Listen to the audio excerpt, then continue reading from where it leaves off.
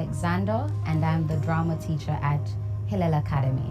Hello, my name is Ryan McLean. I am a creative and artistic director. My name is Suzanne Beadle. I'm the theatre arts teacher at Arden High School. I am Brian Johnson. I am in charge of speech and drama at Mona Preparatory School. My name is Shauna Miller. I'm the drama tutor at Green Island High School. Fabian Thomas, and I have several titles, but like I said, a relevant one for this would be performing arts specialist and artistic director.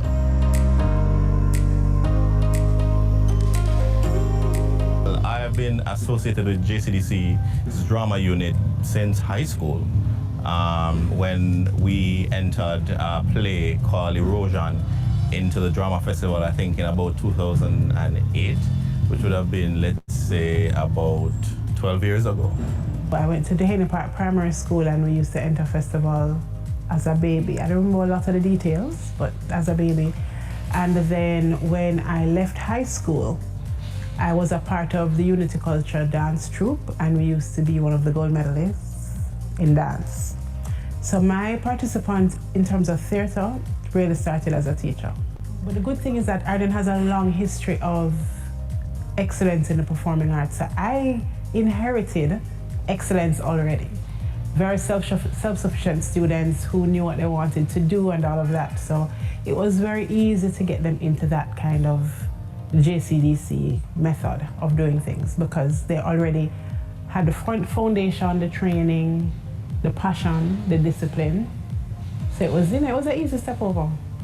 As a youngster, I was forced by Suzanne Beadle because she thought I had talent. I didn't believe her, but she thought that there was something there. And she pretty much told me that I have to be the lead in the next year's production. And I walked away with the awards for Best Actor, among other things. So, In the year 2002, I entered JCDC as a performer, doing a piece called I Am a Child. So I've been in JCDC as a performer from 2002 up until 2011 when I graduated from high school. After that, I have been appointed at Excelsior High School as a drama teacher. I entered my students into the festival, and that was in the year 2016 to 2018. I'm on a little break, but I'm coming back. I've been affiliated with JCDC, I'm going to say since 2012 or maybe a little before, and I'm one of the people who came in as both drama and speech, which I like because I do both. So it's been since 2012. For me, it's nation building. First of all, we really are building the nation. It's also when you love and have a passion for something, and so there's not, even when sometimes when the day them long, and sometimes when the quality is not what it should be, there's something wonderful about witnessing people sharing their gifts. I have been at Green Island High School for 33 years. Now, my first 3 years I started as language and lit, but in between that I did put in a little drama, but I could not stand my heel because drama was my thing. So before you knew it, even without it being on the curriculum, I had already started drama schools and drama classes under the rubber tree. So yes, I've been on it a long time now.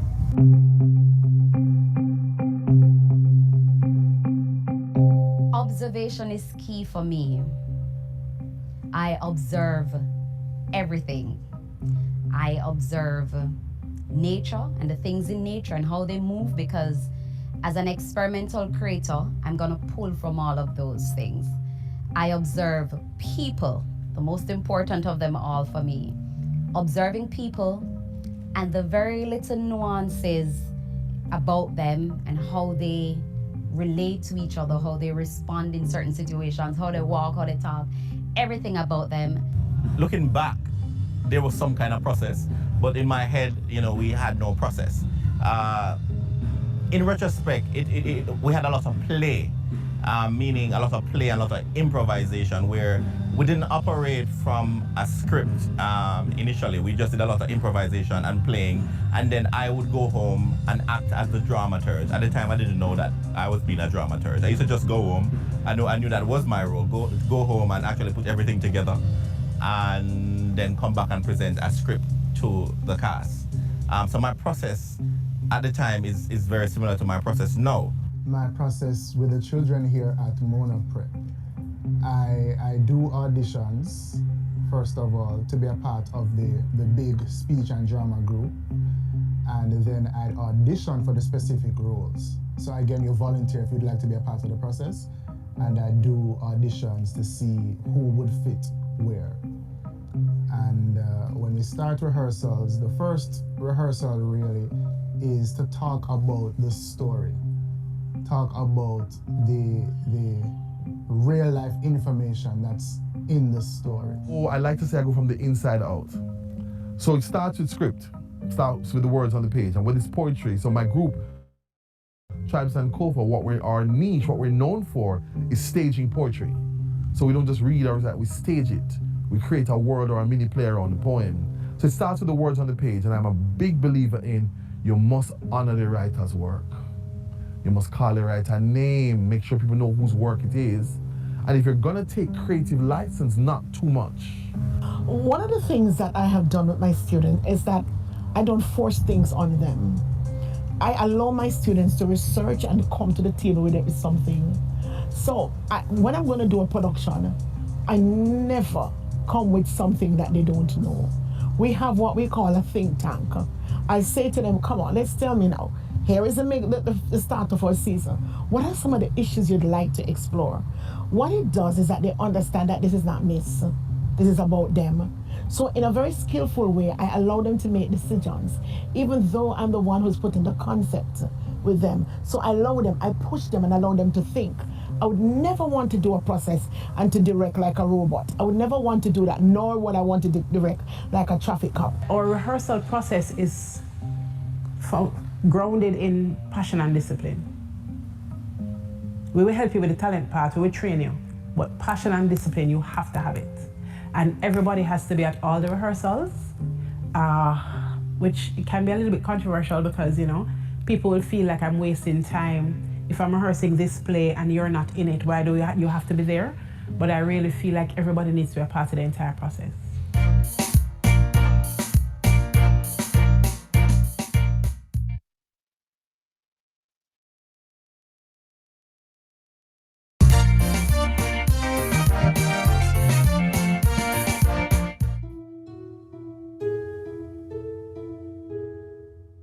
I watched a movie once called In Time by Andrew Niccol, and the concept in it was so profound, it resonated so deeply with me because it highlighted many of the thoughts I was having at that time about the disparity between the rich and the poor, what life is like for the rich and the poor, and what it means essentially to be poor. When people say me poor, what it means. And from that movie and that reflection, I created Run. They put a time in bank whole life. By the time we reach 9, they with 61,320 hours to live. That's 7 years to live. That means we're supposed to live to be like 16. If but I fall in line and fall threat to them trap to keep a certain set of people back. Run is about a group of people from the lower class who live in a world where time is money, and time is figuratively and literally everything. And when they come to rehearsal, as I say, it's a lot of running, yes, and sometimes I'll have them running for like 2 hours, running, speaking, and speaking clearly as well. And to know that they didn't stop and they never complained about it, like never. Even though I know I was sometimes really harsh, you know, rough with them because I wanted them to get it close to perfect. But they never stopped, they never complained, and I think that that just spoke so much about their own commitment and their own attitude to hard work. The concept for whether or not came from the internet. I saw a list of weird news across the world, and I saw one that spoke about a lady suing the weather station because it rained when they said that it would be sunny. Objection! His learned counsel objected to statements heard in his mind. The witness has not even been sworn in. My lord, why is he walking with a cane? Is the defense discriminating against the physical and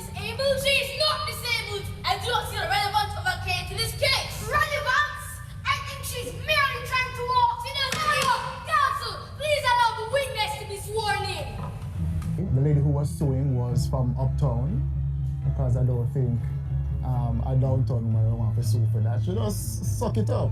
But I wanted her to be a snobby uptown lady who thinks that she's entitled to getting compensation because they lied to her.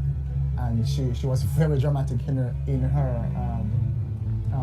telling of her case. And the lawyers were even more dramatic. And what I also wanted to show is how the court system itself is a performance. At 18, I was traveling into Kingston with my own drama troupe to enter the festival, which that year we won. You know, I got Best Actor, Best Director, Best Play, Best Drama, Best Overall Production. And that possibly was my first insight into to some kind of possibility that I could become, you know, like a professional storyteller. I'm back here. You're treating damn people like my damn God. Look here. Listen to me. You see, you know me, no. You leave them alone. Mama, you say, you know me, no. You don't leave me alone. It was a message for the students. It was healing for the community. It was healing for me and for them. And it was a way of getting their message across. That listen to me, we're tired of this. There got to be a better way out. And so that production for me, of all the productions, stood out the most for me.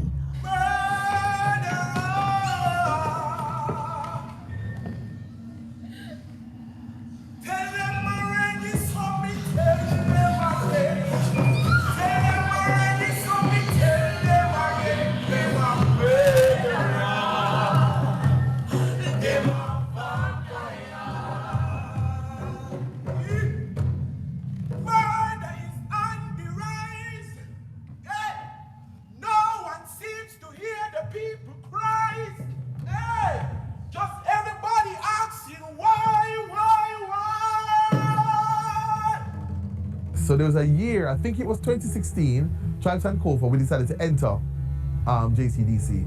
So I declared can't adjudicate this year, and we did several pieces, including Playwriting 101, which is a lovely piece which has a narrator talking about the act of writing a play. And the characters in the script talk to the audience and talk to they're not supposed to, so the narrator has a remote. So when they talk, he stops them. But then they outgrow him and ignore the remote, and one of them grabs the remote and pauses him. So it's looking at not just the playwriting process, but that idea of, are you being muted? Are characters getting to speak freely? But also in our lives, you know, do you have autonomy of speech? Perverse, cheapskate, greedy, retard, imbecile, do you have that?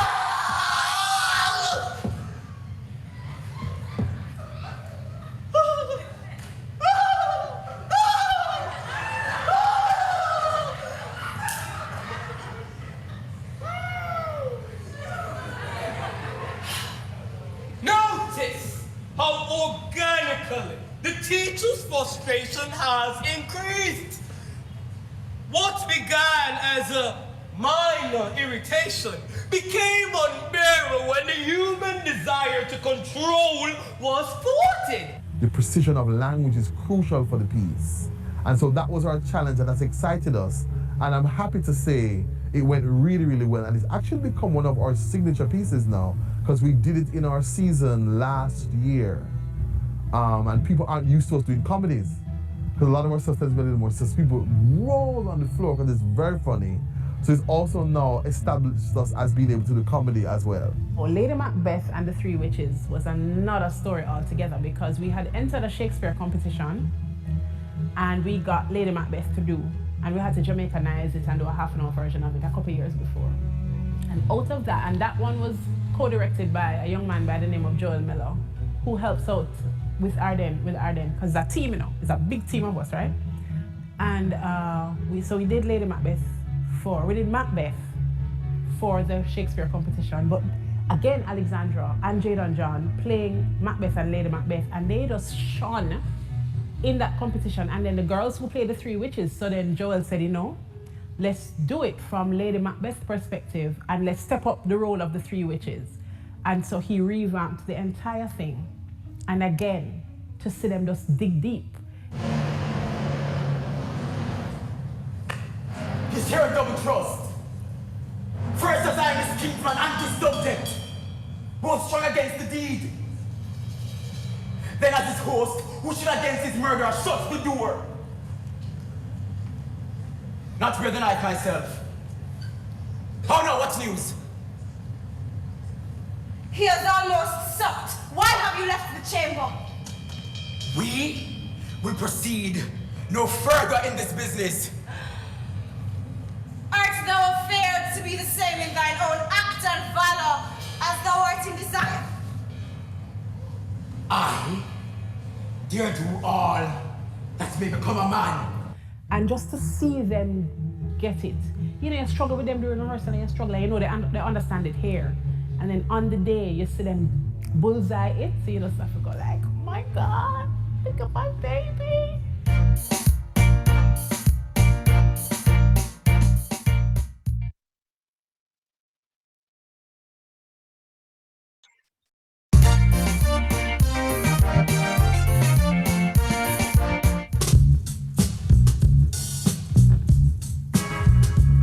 Theatre, drama is very therapeutic. It is therapy. Whether it is for the performer or for the audience, when you're in that space and you're observing a piece of life placed right in front of you, it pulls out so much out of you that you didn't even know was there. It pulls on certain emotions that you've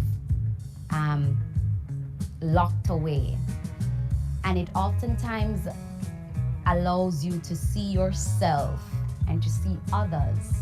So it is very therapeutic. And everybody needs therapy.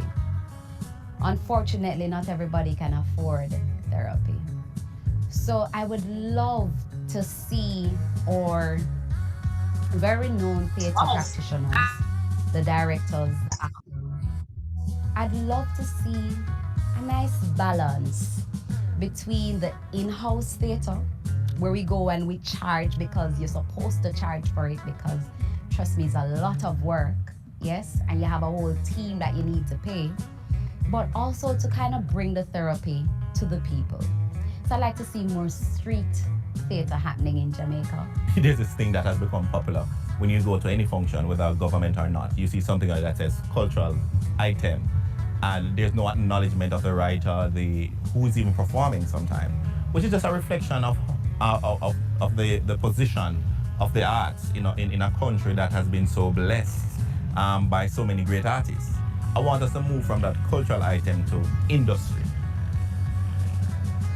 So that's what my dream is, the movement from the cultural item to a cultural industry, where there's capacity building, there is financial capacity, there's social capacity, we have capacity through greater support from institutions and corporate. Just moving into an industry where young people in schools don't have to feel any less when their dream is to become an artist or someone who works in the cultural industry. I would love to see every parish with a theatre. It just burns my heart that we have such talent, and if you look at it, all the theatres are in Kingston. Montego Bay, Western Jamaica has half a theatre, and I say half because Fairfield is half. There's no theatre experience. I would love to see a theatre, at least in every region, that our children can go in and see proper theatre. Because all that they're seeing is just a facade of what the theatre is. I'd also love to see that there's at least one more college that offers drama in education and offers the whole learning of drama. That our students do not have to be, or people don't have to be, it's not only one avenue, but there are many more avenues. So I'd also want to see that for the JCDC, that there are scholarships that are provided, that our students and our teachers can continue to expose their talent.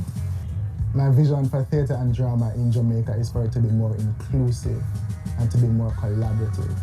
I think that theatre now is very cliquish, and you have old people theatre, young people theatre, you have roots theatre, you have uptown mainstream theatre, and I think we all can learn from each other and create something that the entire Jamaica can appreciate.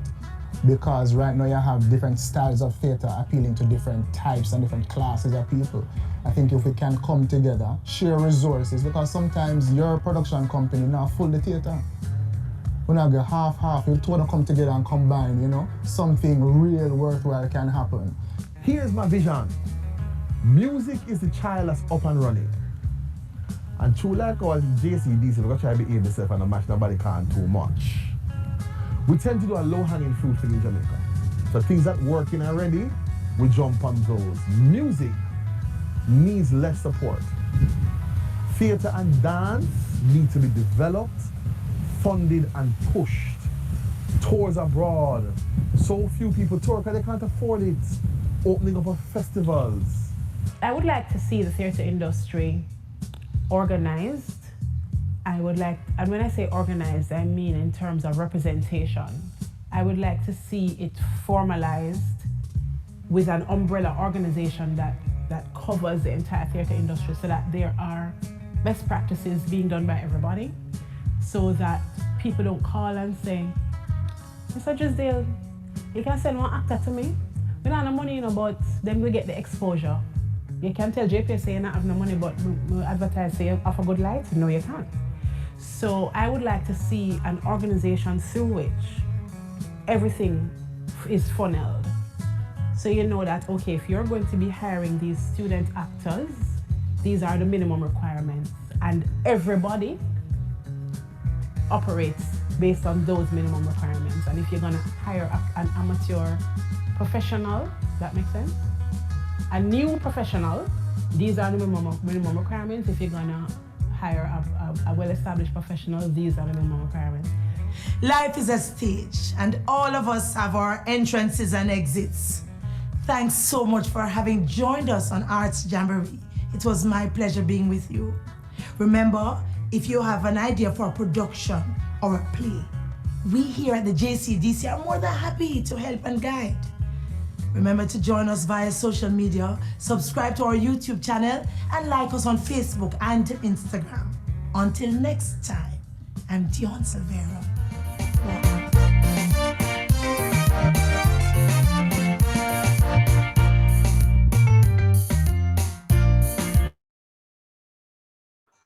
All right, good afternoon, everyone, and welcome to the drama workshop.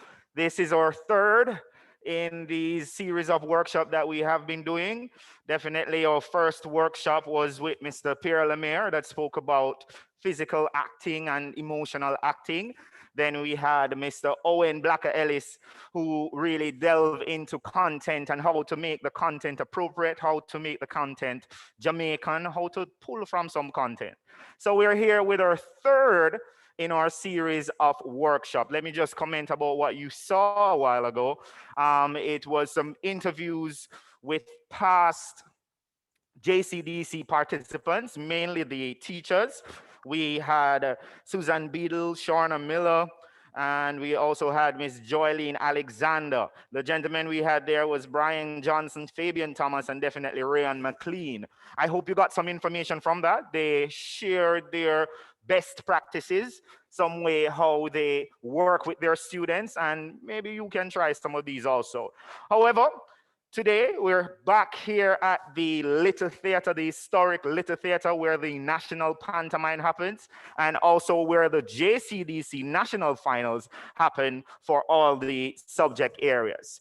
All right, so just a little reminder, I'm asking that all participants, please, once you enter the chat or enter the Zoom, I ask that you type your name, your full name, and the parish you're from. If you want to write the school that you're representing, that's good also, but we need that information for our records. All right, so please, once you enter, in the chat, type your name, type the parish that you are from, so that we know that you're joining us, all right?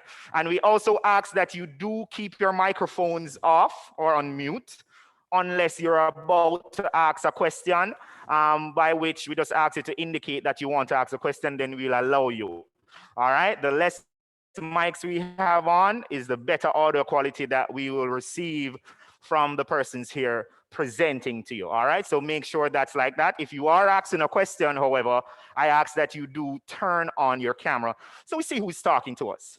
My presenter for today, she kind of warned me. She says she's not the type of presenter to just stand up and present, although she has the 3 persons that will come on stage with her. She still wants that interaction from you participants that are joining, all right? So please, if you can, turn on the camera. You just need a flat background, or you can put in a virtual background, but we need to see you because she'll definitely want you to be a part of this workshop. And it's workshop. I only carry interesting people that will come to you and present ways that you can create and make your drama better, especially for this one man, one woman type of thing that we'll have to do this year based on, we know, COVID-19. All right, without further delay, let me not chat too much, but I'd like to invite this lady. Definitely, I met her last year and she was a part of my workshop. We went to Portland, I think, and she definitely enjoyed the participants in Portland. So I'm not going to make it too lengthy. She is a lecturer, but I'm not going to read out all her accolades and stuff. You just need to know that she is a lecturer at the Edna Manley presently. She's not from Jamaica, but she has this Jamaican spirit. I don't know where she got it from, but please help me welcome here on stage, and she will introduce the persons that will be assisting her, Miss Camille Kwamina. Good afternoon, everybody. Good afternoon, sir. All right, This COVID business. No, I don't even know where am I supposed to be looking. Okay, good. Good afternoon, everyone. Is it all right for me to remove my mask? Yes. All right. So, Mr. Drisdale has asked me to come and spend some time with the teachers this afternoon, and it is my pleasure to do so. I'm a senior lecturer at the Edna Manley College, and I teach in the drama school, or the School of Drama. If they hear me say the drama school, they'll go nuts. My name is Camille Kwamina, so you could call me Camille for this afternoon. And today I'm going to be talking and demonstrating and asking you to take part in a workshop that will be geared towards helping you understand how to create a solo performance. Now, I say solo performance because it's one actor, but it doesn't necessarily connote one character. There could be many characters, but those characters will be played by the one actor. This afternoon, I have my students assisting me. I have Mr. Jonathan McLaughlin. Come here, quick boy. This monsieur here, this wonderful young man. I have Regina Squire, a very talented young actress, and one of our graduates from our associate degree, Akila Sims. Now, though Sean told me that I was going to have 3 assistants, I thought that they would be assisting me in a workshop with you. So when I came here and I saw this fancy setup, and then realizing I'm not going to see the faces of my participants, kind of scared me a little, but here I am anyway. A lot of what we're going to do this afternoon is talk about and demonstrate and have you involved in making story. Now, I'm sure that you had 2 very good workshops before, talking about theater, talking about character, talking about plays, but I want to just share for this evening or this afternoon my knowledge about story from a personal perspective. I think that when we are devising stories, the best stories we could tell are the ones we know. So this afternoon, I'm going to be talking or demonstrating what that might mean for us when we build stories for ourselves or we build stories with the young people that we are teaching. The reason why I like personal stories is because we know the characters better than anything else. We know the situations better than anything else. We could stage the scene better than anything else because we have intimate knowledge of those elements that make the story. We have intimate knowledge of those characters. and we know more about them than we probably understand. But when we start digging, we find things naturally, easily. It helps with the structure of the play, because sometimes when we go off and we start in the abstract and we start in the unknown, the story gets lost. Yeah? But if we start in the realm of memory, then we are able to construct the story. We understand where it begins. We understand how the tension rises. We understand how the conflicts happen. We understand how the thing gets resolved. We even understand how the major and minor characters come together to create the story. Not so, children, can I get an amen? So, because of that intimate knowledge we have with story, I think it's a good place to start if we are talking about devising a story from the ground up with young people and with ourselves. Now, memory is a funny thing. Memory gives you the idea that you have to tell the truth. But we don't tell stories for truth. We tell stories because they teach us. We tell stories because they make meaning of our lives. And those meanings are important for us to tell. And it may sound like if I'm getting serious, but we make meaning when we laugh. We make meaning when we dance. We make meaning when we cry. We make meaning when there's adventure. We make meaning in those very quiet moments. And so the story that we remember doesn't have to be the exact story that is told. We get to live in the world of the what if that happened to that particular character in that moment. And that what if is the area of imagination. When we look back at the story and we retell it, we get to rework it to create the laughter that we want, create the thought that we want, create the intimacy that we want. That's what we're going to look at a little bit this afternoon. So I'm going to shut up now because I think I've talked enough. Let me see how much people I have here. 24. Is there going to be any way where I could see my participants? Can I see my participants? May I see your beautiful, beautiful faces? May I feel your energy, because theater is about energy. And I know that we're living in a world where the camera has overtaken our lives and we all exist in boxes. But I say let us exist in those boxes together. So I want to ask you to turn on your cameras. Just for a little while even, at least for the beginning, because I want to engage you in a warm-up. Let me see. Do I have everybody? Can I see? Sharon, thank you for turning on your camera, though I think I'm seeing your ceiling. Cause there you are.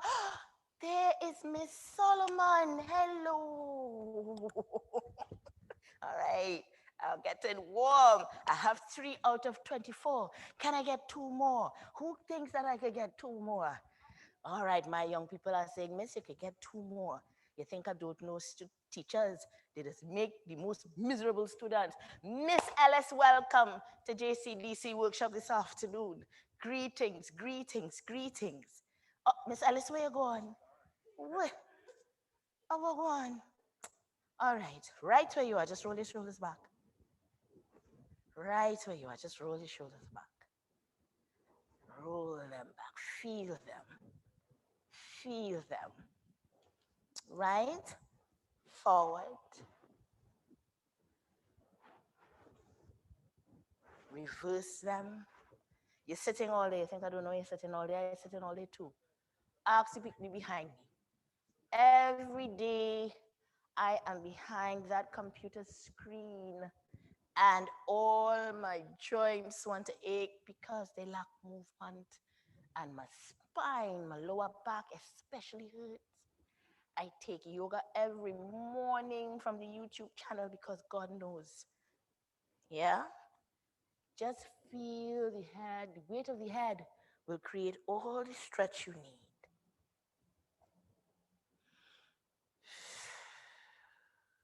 Deep breaths.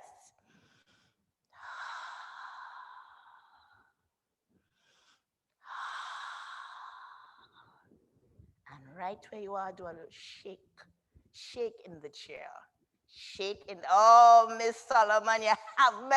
Shake in the chair. Yeah? Right. And bounce in the chair if you can. Bounce, bounce, bounce, bounce, bounce, bounce. And then your husband or your children or somebody might say you're crazy. Take a deep breath in, and on the breath out, ha! Ha!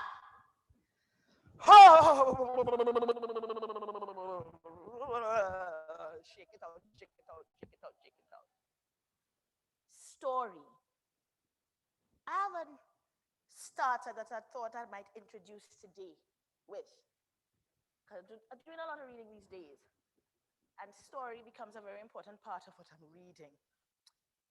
There is this woman, I think she wrote plays way back in the day. And she's a theorist, a cultural theorist. Her name is Sylvia Winters. I don't know if anybody knows about her. I think Jamaicans have forgotten her.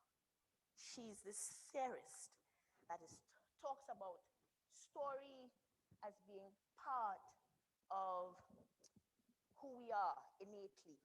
She says that when we were born with story. You know, you get the idea that we were a kind of biological creature. And to make meaning of the world, then we invented story. She says that we were born with story. Story came with us.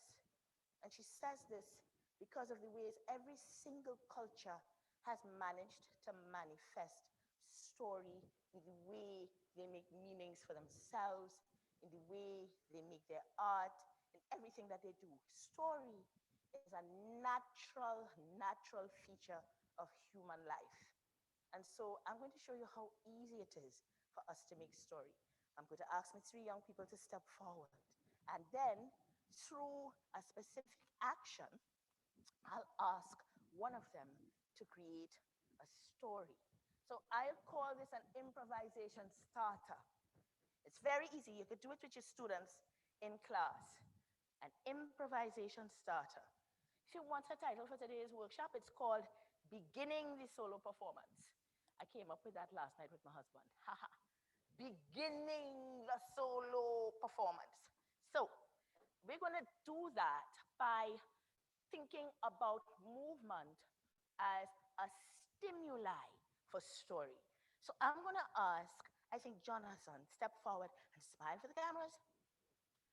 I'm going to ask him to adopt a position. Keep your arms at your side, Jonathan. Look directly above you. Right? This is Jonathan's story. So Jonathan, based on what I've asked you to do with your body, which is to keep your hands at the side and look up into the air. First, I want us to pay attention, teachers, on the shape of the body, on what the attitude might suggest, what the physicality might suggest.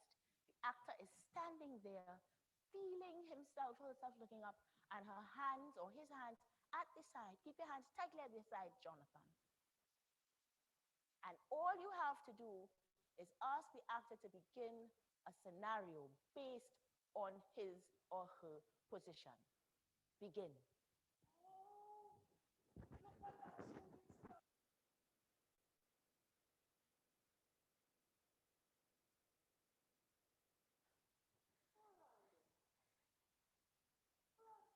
And relax. Thank you, Jonathan. You see how easy it is? So Sylvia Winters was right. Story is part of who we are naturally, not simply to make meaning. We can't exist without it. The body just suggests the story. Not so. Akila, step forward. This is my graduate. This is my big bad graduate. Right. Place your hands on your hips, Akila. Now, face left. Look down. Look at what the shape wants to suggest. Look right down, Akila. Don't afraid. Down is down. That's right. And stay right there. I know the story don't come for Akila already. The shape, the gesture, even the emotion is suggested by how she's standing. Begin.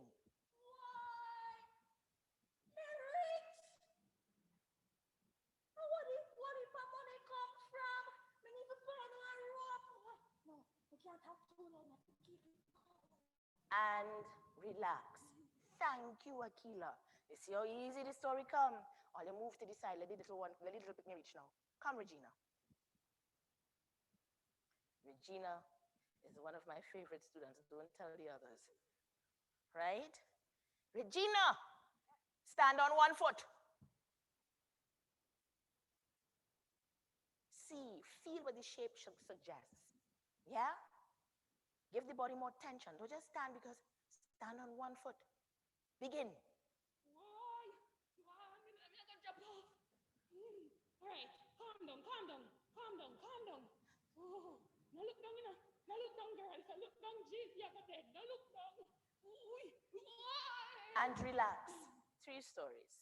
3 stories that we just, at least 3 starters that we just kind of naturally found ourselves involved in based on the shape, based on the position, based on what the shape suggests. Now, you see, this is where me and Sean go fall out because I want one of my teachers to do one for me. Just one volunteer. Give me one volunteer. One volunteer to step in front of the camera, take my instruction, right? I'll give you a shape. Shireen, you know I seen your ceiling still. You did it? Miss Mitchell, are you there? All right. Of the other 25, give me one person who is willing to just take that leap of faith and have me read to them a position and open their microphones and begin a story. Do I have a volunteer? Miss Solomon, you know you're the only person I'm seeing, so you know me, I volunteer you. Very good. Miss Solomon, all right, step back a little bit. Can you hear I can't hear you. But I can hear you though. You can hear me clearly? Clear as a bell. You're very low, but let me try. All right. I'm going to step back. Miss Solomon. Miss Solomon, stand up where I can see you. So we can give you your position them so you could start your story. Start up. Okay, Miss Solomon, my brave one, my fearless one. All right. Face left. Turn your whole body left. Point toward, face left and point toward the left with your left hand. Face left and point left with your left hand. All right. What I want you to do is cheat. Face right and point right with your right hand. That way you're looking straight at the camera. And when I count down to 1, see what the shape suggests. See what the gesture suggests. 5, 4, 3, 2, story. You did it. I saw when you did it. Don't tell me it wasn't you. Oh, so now I'm seeing doubles. Huh. I know you did it. Confess. Confess. Do you see him? Do you see him there? You see that twitch in the eyebrow? That means he's lying. I saw when he did it. Solomon, you are fantastic. When he clap there. Miss Solomon! You're born with things. You hear my horrible patois? Enough Jamaican people want to know what it is saying when he mutilating people patois. Thank you so much, Miss Solomon. You're welcome. That was excellent. How did that feel? What did the position do for you? What did having a set position to start with do for you? Well, I could say that honestly, I just spoke. So whatever the position is, truthfully, I just spoke. So whatever the position is, whatever it was, then whatever would have come to my mind. So it just felt like when you said to me, you know, look to the camera and look and point, I realized that if I'm pointing, I could be saying, you know, it's your fault, it's you. You know, so that's the first thing. I just spoke. I didn't even think. Sorry. That's what I like. It's the doing. What the physical What the physical prompt does is get you out of your head. It gets you ready, set, go.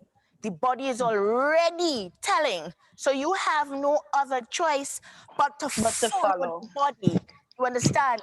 So it gets the young people out of the head. It's beautiful. I like it. It's a winner chicken dinner. Here now, you feel only get away because Miss Solomon stand up for the 25. I want one more. I want one more. Where's Shireen? Shireen disappeared and I thought I had you. Hello, Abigail. Are you going to present for us? Come, Naman. Miss Holmes. Come, people. Miss Shanice Walters. Just one more. One more, and I wouldn't bother all you until the next 5 minutes. Nobody else? Come, Naman. Oh, go on. All right. We left it right there. So there's another way in which we could start stories. Like I was saying before, the idea of the personal story. So I want to demonstrate how sometimes reaching inward could create for us a very safe and stable way to begin a story. So I'm going to ask Akila. Akila, take up what do you call them thing again? Box. Boy, all kind of thing in my head, you know. I want to say square, I want to say all kind of thing. Or cube, all kind of thing. Sit so that the nice gentleman with the camera can see you. Everybody step away a little bit. So Akila, usually when I do this exercise, I ask the participants to tell their earliest memory. Usually. Akila wanted dead because you see me and Akila talk before, so Akila don't have your story set. But usually, and I do this the day before, I don't do this the day of the class. The day before, or a week before, I say, guys, start thinking about an early story, one that you could tell, that you feel comfortable telling. That's something that I always stress, that you feel comfortable telling, that has more than one character, and it could be about anything, right? It could be a love story, an adventure story, a funny story. There's only one requisite, and that is it be your personal experience, right? So I'm going to ask Akila to recount for us her story.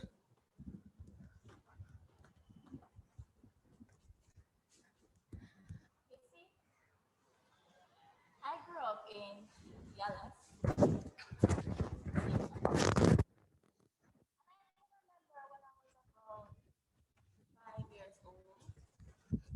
My father took me to the beach. No. You see which part Yellow said? Seaside for kill, right? So he took me to the beach with my dog Barney. I can still remember him. He's brown, very big. We used to tie him near the garden so that no one will come in and steal our fruits. And that day when my dad took me to the beach, he said to me, Cara, you're going to learn how to swim. And at first I was really excited. All right, Daddy, come, I'm going to learn how to swim. And he took me in the water. But I realized him never did ever stop. He continued further and further away from the shore. A little 5-year-old. And he let me go and started to walk back to the shore.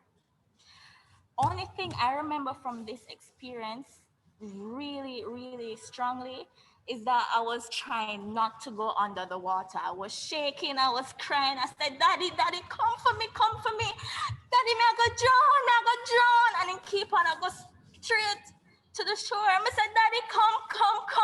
And I just felt my arms going like this and my feet going like this. And I started to cry and shout once more. And I said, why women not come for me? Something like that. That was the emotion. That's what I remember. And then when I looked down, I was on the shore. And that's how I learned how to swim. And see. Thank you very much, Akila. Stay there. Where you feel you go? Where you in? You're not going to place. So that's Akila's story. Akila's story has some key elements in it. All right. This is where, since I can't see Ono, you all will type in the chat. Let's see what we remember from her story. How many characters are in this story?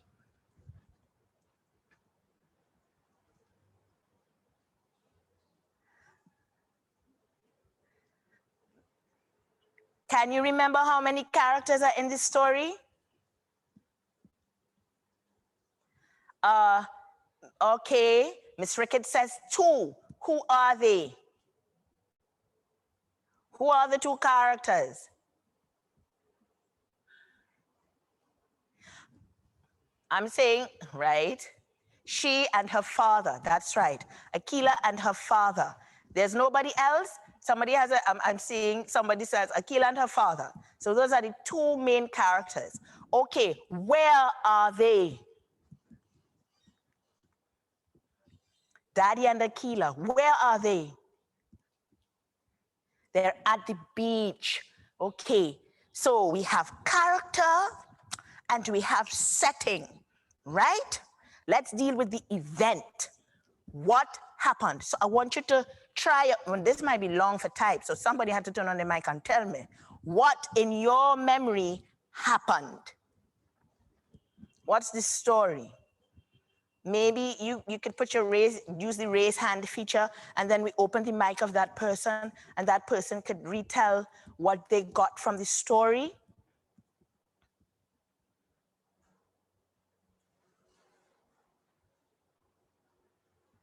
Somebody's saying 4, somebody's challenging the 2 characters. Can somebody retell the story for me very, very, very quickly? Her father told her he's going to teach her to swim, and he carried her into the water and left her there to swim. That's a good synopsis. That's the synopsis of the story. Now, what we want to tease out is each event. Oh, yes, Miss Solomon, the mom and the dog was mentioned, right? Akila's father wanted her to learn to swim. Her leaf, did you mean that, or did you mean something else? Right? It's so incomplete, right?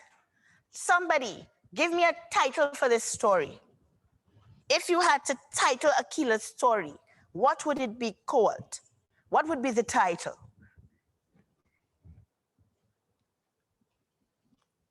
Sink or swim? Jesus, Chase, Miss Solomon. Learning to swim. All right. Make the title evocative. Think of the title as the thing that's on the billboard when you go to see the cinema show. Am I going to see a movie called Learning to Swim? Or am I going to see Sink or Swim? Or does somebody else have something a little more evocative? Braving the waters. I would pay money to see that. So, this play, Swim Trap. I had to let her go. Now we get in there, right? So immediately we have these 2 characters at the beach. One, a father teaching his daughter how to swim, and we call it Braving the Waters or Swim Trap, right? Now this is what I want Akila to do.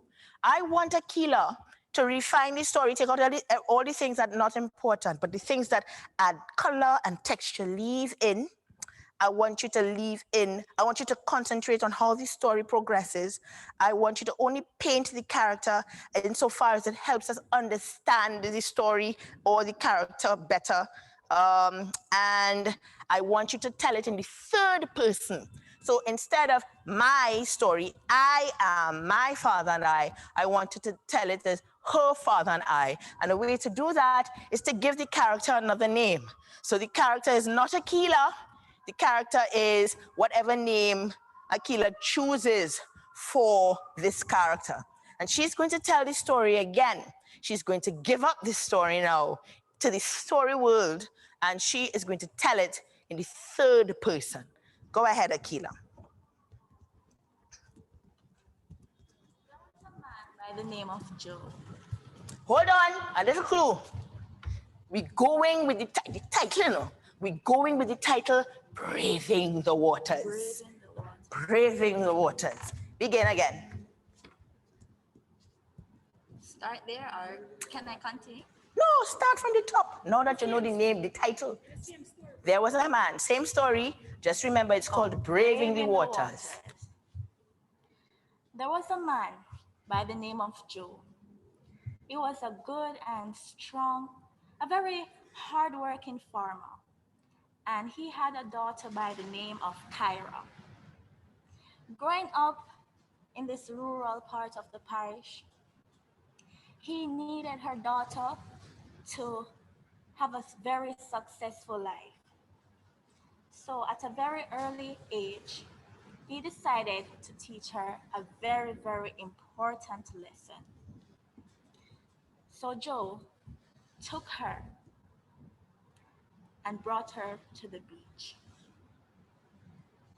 At first, he was a little bit hesitant, but he said to himself, in life, you have to be brave if you want to reach on top.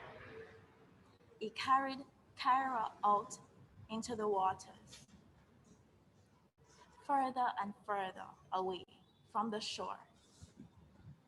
And before he let her go, he said to her, Kyra, you are a very talented young lady.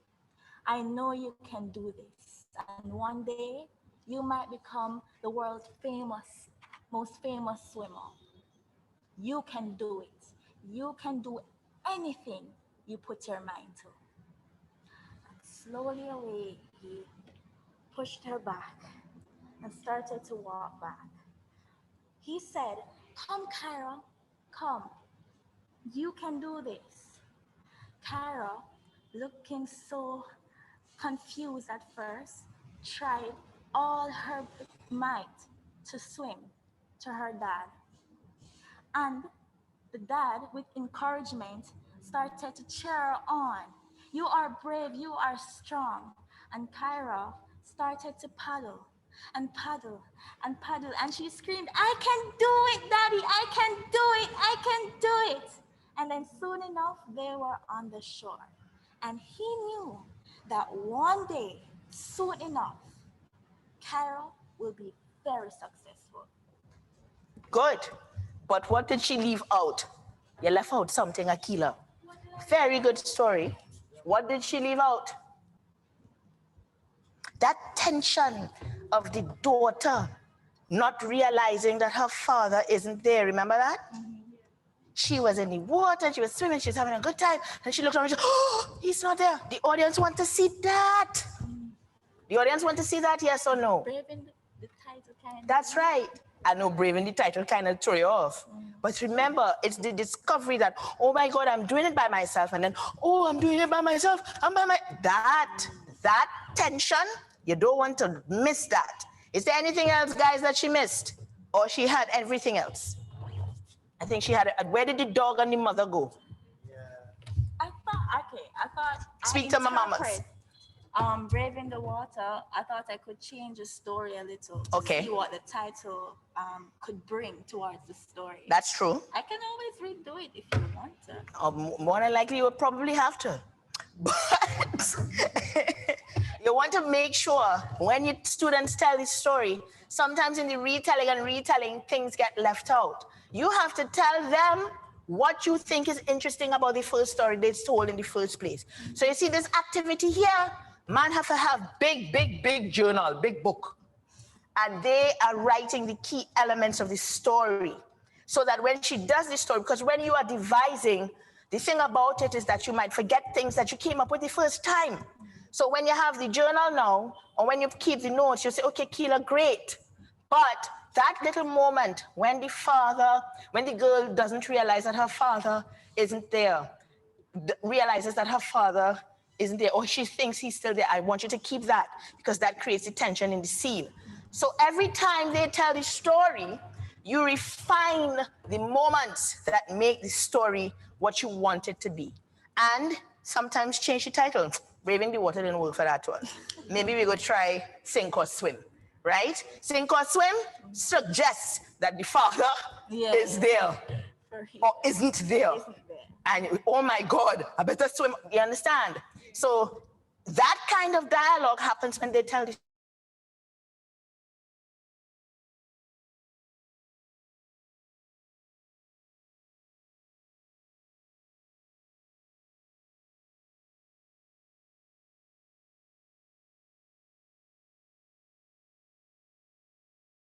children. I'm not advocating that at all. I have meant. You're telling them, Akila, your father is a character. You are a character. You may or may not choose to include the dog. I want you now to play the scene out in character. And I want you to recreate or represent each character in the scene. Immediately, Akila is having a moment. What do you mean by that? How am I supposed to do that instantaneously? What do I need? So, Akila, what do you need, you think? You're sitting on a, what you call that? A rock. Why does never remember the name of this? A box. You're sitting on a box. You need anything else? Yes, ma'am. All right. Next thing all drama teachers must have is enough thing, right? Enough box, enough cloth, enough wood, enough hat, enough scarves, enough ties, enough skirts, enough shirts, enough things. Because anytime the children and them need to recreate the story, they need things to help tell it. So you create little stimuli, right? Remember, these are the beginning stages. So we tested out what it might mean, what place. In her second telling, she had the home, and then of course there is the ocean, right? So let me see. Keela, we don't have all day, come quick. How many settings you're using? You're using just the beach, or you're using the home setting? On the way to the beach and the beach. On the way to the beach and the beach. So do you need this? All right, beach. I want you to get into the habit of defining space with things. Yes, we are in Jamaica / the Caribbean, and we don't have a lot. But anything that you could use to define the space, now is the time. Because with this story comes the setting. So you're trying to figure out what the setting is going to look like. You don't want anything, you're good so. Akila, choose a thing. I'll choose a thing for Akila. I know it seems like, but Miss Claude, see, that's so black. Go with the black. Right? Leave it here. Who knows what it might do? Don't lay it out like a piece of whatnot. Make it interesting. And this is what I'm going to insist on doing. Because sometimes you want to see for them. Let's put home upstage of this. So she leaves home and she goes towards the sea, towards the ocean. And that might be a metaphorical journey than a realistic one, yeah? Akila, have patience with ugly. You have to put your ugly foot forward to get the beauty, not so. So we're going to allow the student, the participant, to try and retell by recreating the characters. Let's watch.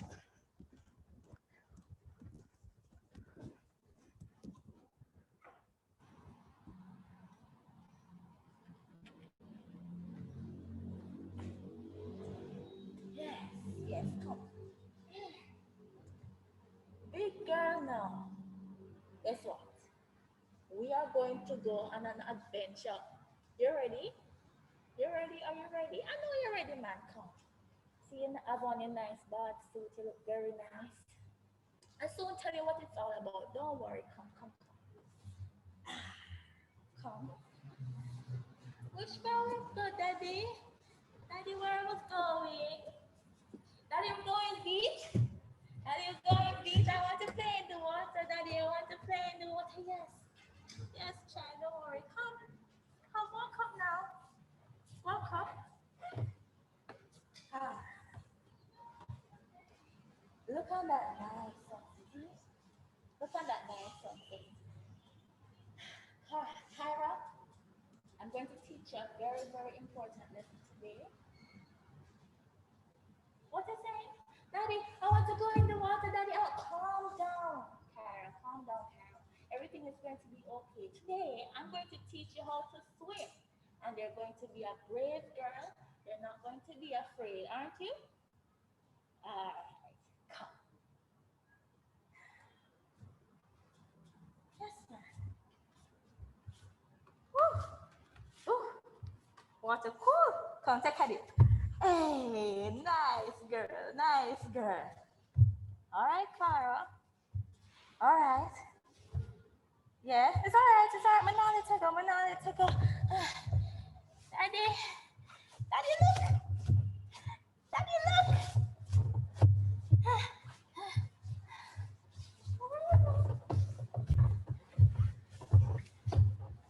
Yeah. Daddy, Daddy, look. Daddy, Daddy, Daddy, Daddy, Daddy, look. Daddy, which fire is that? Daddy, Daddy, Daddy, Daddy, Daddy, I don't know what to do. Daddy, Daddy, Daddy, Daddy. Daddy, look, I did it. Come. All right. That was very, very, very good. And scene. Thank you, Akila. So, you're allowing the actor to work through the logic of her story through character. Now, when this happens, wait, Akila, I say thank you, may it disappear. When this happens, you have to then critique the scene. So I'm going to ask the audience now, my teachers, you could do so in the chat or you could do so opening your mic. What are these, before you make a withdrawal, you know, if you go, you know, you have people who figure they could go to the bank and withdraw $20,000 and they only have $1. We are not doing that. You are going to make a deposit before you make a withdrawal. So first you have to ask the actor, I'm asking you what worked. What were the things that worked in the scene? Yeah? Tell me. What worked in her trying to figure out how the play or how the scene is going to be constructed? Anybody? What worked? So it's what worked from our point of view? Yes, of course. When you saw it, what worked for you? The whole point with her being on that theater box that's what upstage, right? That theater box up there, when she was there acting as the child, and we see where the father was, you know, getting her ready. We saw where that kind of connection, that relationship showed that she trusts him a lot. You know, where are we going?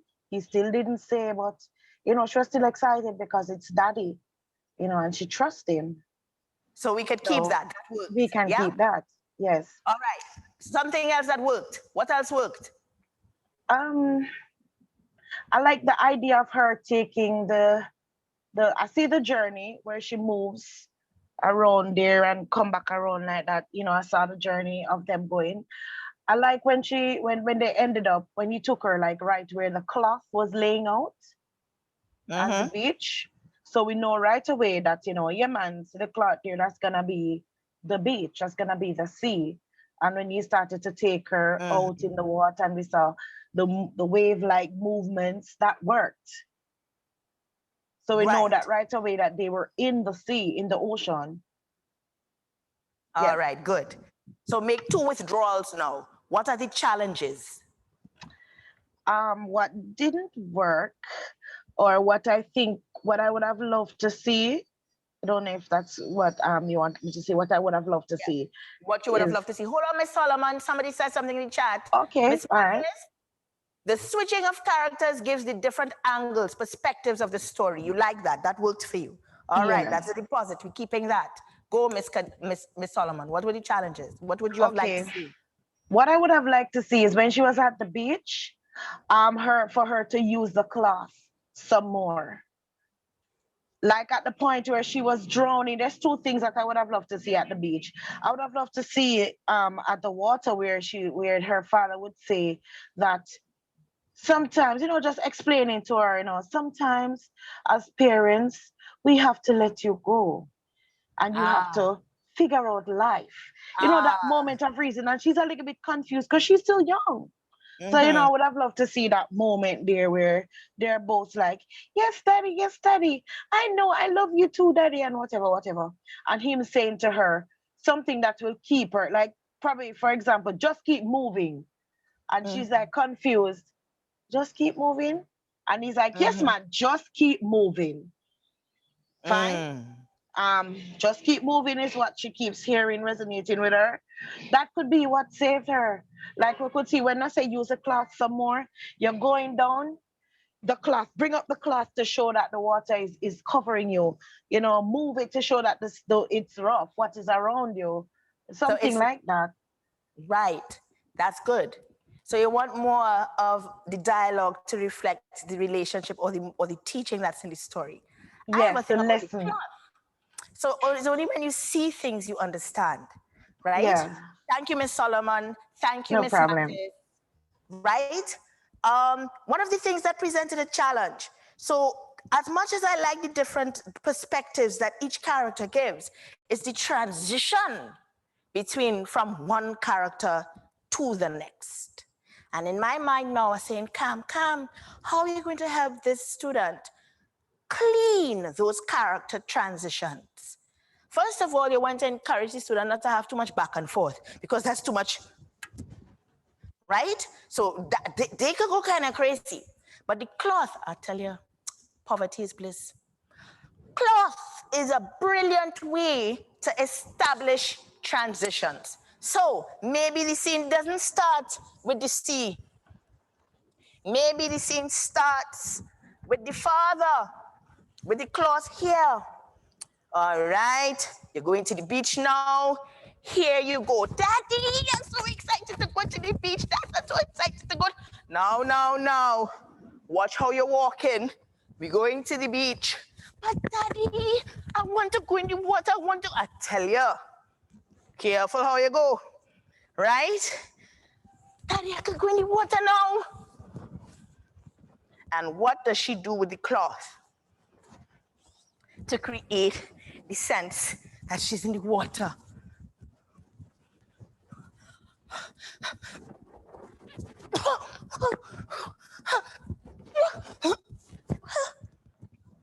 So the cloth establishes 2 characters by the way you use it.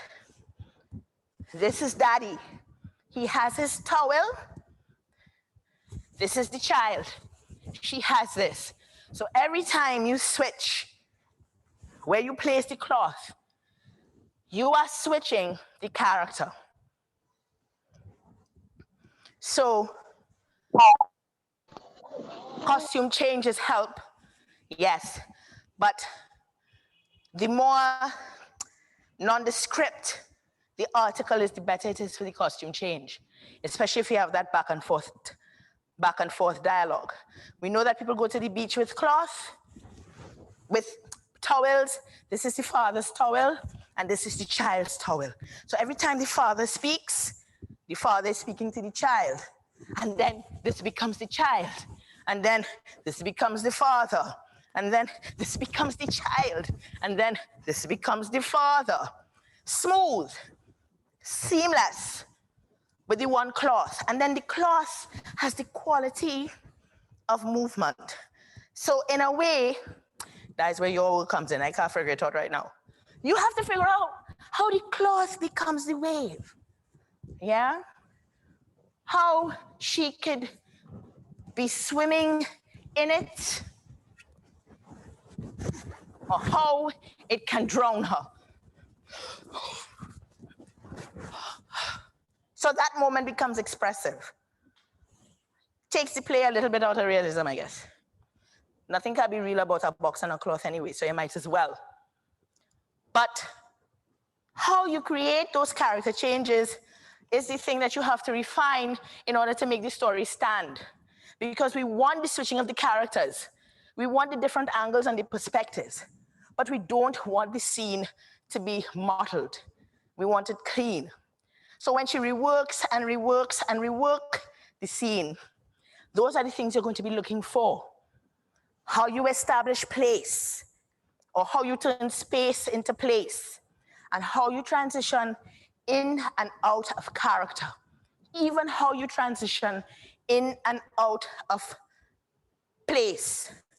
And even when you go into another kind of style of theater because of the necessity. I work a lot with less, so these things are constantly on my mind. Of course, some of us like more, so I'm sure that there'll be a pool on stage with some water and a child could jump in and splash about, and somebody will build a house in the background. So I want to pause for a moment. I want to show you, I think, Jonathan's story. Jonathan kind of refined his story. He went through the same process as Akila a couple of weeks ago. Have asked him to retell it. He told a personal story, then he told it in the third person, and then he had to rework the story as a scene depicting characters in the scene. So let's take a look at what my apologies, Miss Solomon, before we go to Jonathan, you have your hand up. Go ahead. Okay, there's something that I had noticed. I don't know if maybe I just thought a little bit when they were on the box right there, and the father was dressing her, that maybe she could have looked at being more careful with how the father was, dressing, looking at the child and dressing, because she had the father, shaping out the child, and that can be suggestive of something as well, What suggestive of what? When I look at that, the first thing I look at is why is his father being so sensual towards the child? And something else happened in the scene. When the child was drowning, I was like, but this is not about a child swimming at all. This is about a child that's going to die in the water. So maybe it could be drowning the child to cover up, and then the child ended up. So in your refinement, there are moments that you need to clean or clarify. Yes. And that's one of them. So you want to make sure that the moment between the father and the daughter is not misread. Right, yes.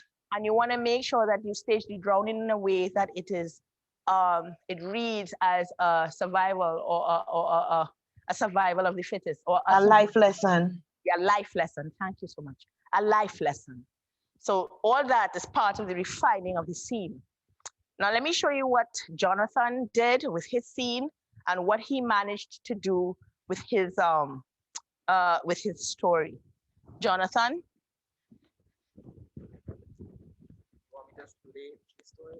Just do the story. The one you presented. Act out the scene. Right? Ladies, come this way.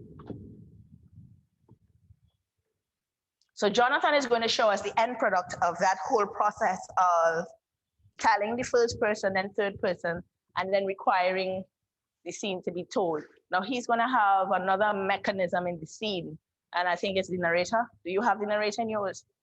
The narrator. So let's watch.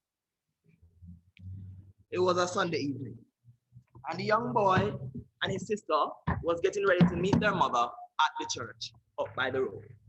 As the young boy packed his bag, he kept rushing his sister to hurry up, for time was getting too late. He threw his bag on his back, and he started to walk faster and faster and faster and faster. But his sister, on the other hand, could not walk fast enough because of a cut underneath her foot she got the day before at the river. Wait, no.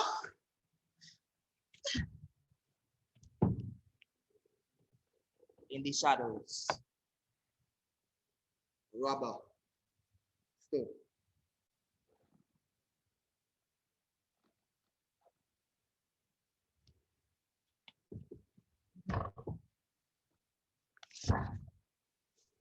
Hey, give me your phone. His sister tried to defend herself. Jonathan felt something was weird. And he turned around. There, the robber had his sister at gunpoint. He picked up a stone, but his sister told him to drop it because the robber had a gun. Up by the road, there a police car came. The robber noticed and he dashed him across the road. The young boy and his sister went on to meet their mother. The young boy's eldest brother knew where the young boy lived. So they went back to his house and asked the grandmother, where is her nephew? Where's her grandson? My grandson? I don't know where he is. He's not here though.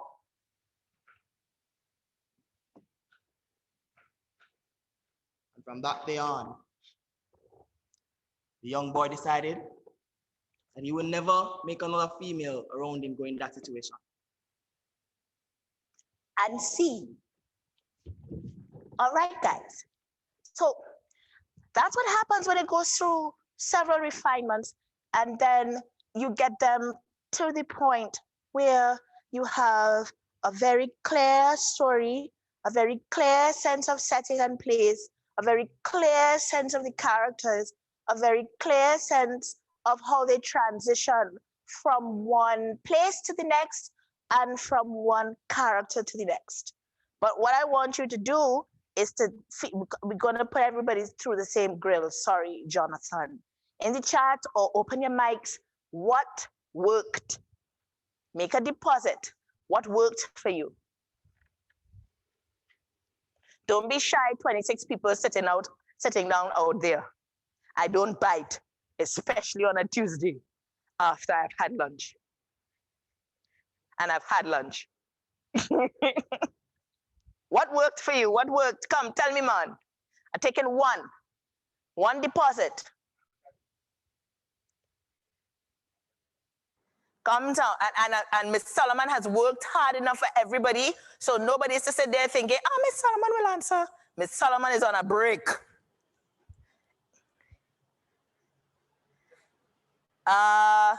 Miss Barnett, what worked? Or the use of the props. Miss Mattis. Miss Mattis liked how he used the props, or dare I say prop, one box. Yeah? Anybody else? What worked?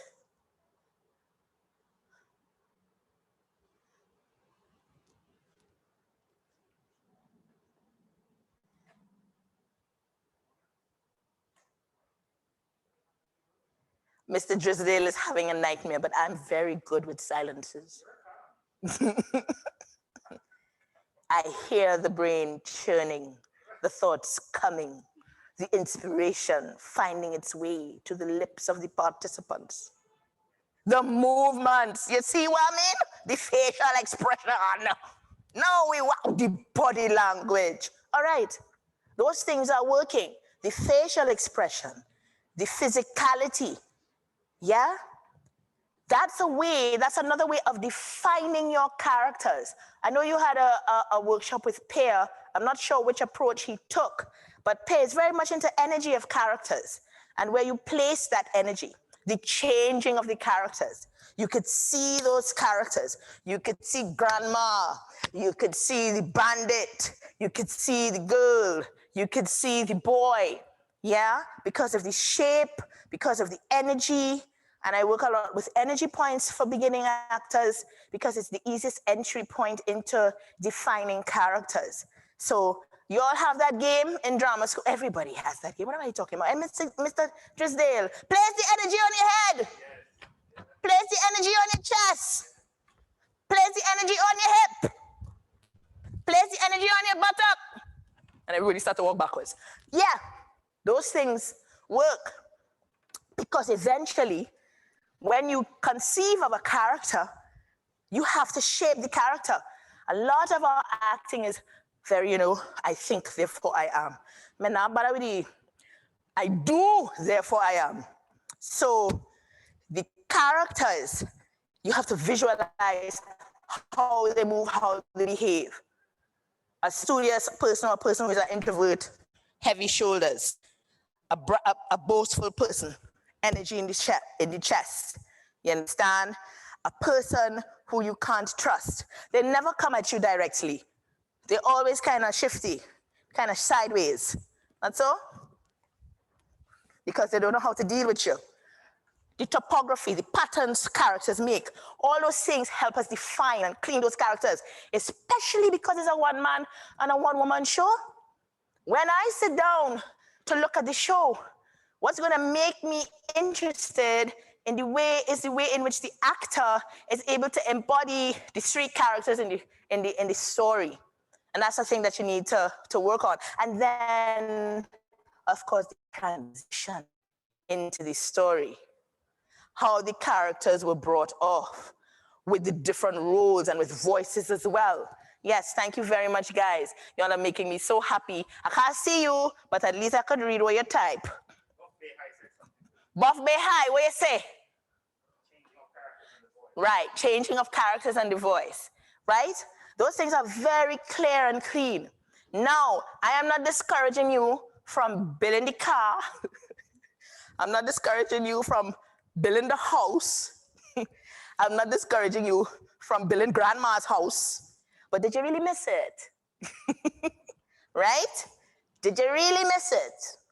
Wasn't it good? Didn't the actor have to work at all those things? So eventually, that's where you want the story to be. And he used the device of this narrator, which kind of helps. But sometimes we want to take the narrator out and figure out those transitions. A lot of you will be very, very, very prone to putting a lot of blackouts. I don't work with blackouts. I do believe in them. Other people might say otherwise, but I'm primitive that way. I like to see the transition. You transition through the shifting of the energy in the body. You transition through the activity, whether it be the handing of the towel to the receiving of the towel. You transition ritualistically or very determined. So you don't pretend that we don't see you changing your clothes. The music comes on, and by the way, I have a little joke. Mr. Drisdale was like, Camille, you're going to use music today. I was like, sure. And I tell myself, what do you mean by that? I'm not using no music. Yeah.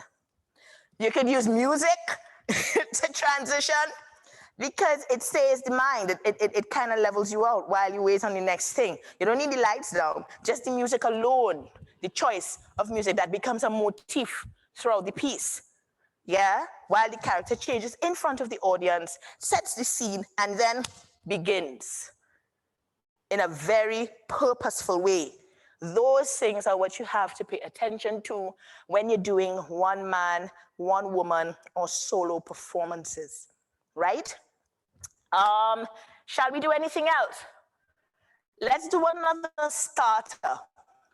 Let's go back to the beginning, unless there are any questions. Questions? Ask me some hard questions. I like hard questions. I'm going to take 2 minutes and sit here while Mr. Drisdale catches a conniption because he surely ain't going to say nothing.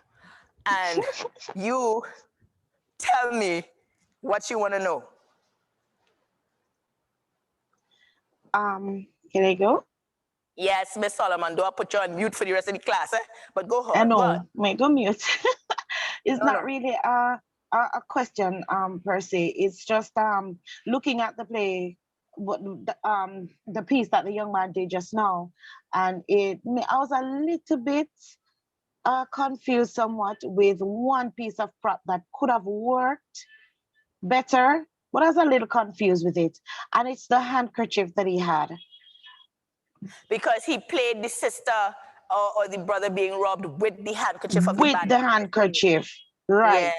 So that kind of, like maybe if when it was the sister, it could have been the thing that was around her foot, that the cloth that she tied around her foot to keep it from bleeding. Yeah. And then, when they took it up, then him tie it around him face, find a way creative with tight around the face. Yeah. And then as the brother, maybe the brother, it could be that the brother is the one who pulled it off of his face and say, you look fine, yeah.